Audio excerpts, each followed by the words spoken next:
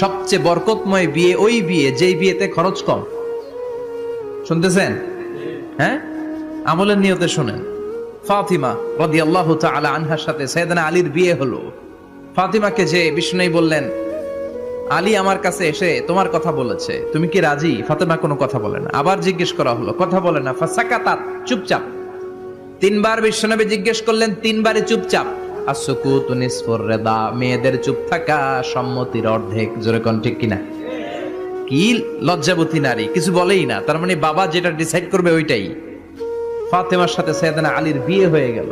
সামান্য কিছু কাপড় পেয়েছেন, সামান্য কিছু দিরহাম পেয়েছেন, সামান্য কিছু মহরানার বিনিময়ে বিশ্বনবীর কন্যা সাইয়্যিদাতু নিসাই আহলিল জান্নাহ, সব নারীদের সর্দারিনী, যে ফাতেমা জান্নাতের দরজার ভেতরে ধাক্কা না দিলে কোনো নারী জান্নাতে প্রবেশ করতে পারবে না।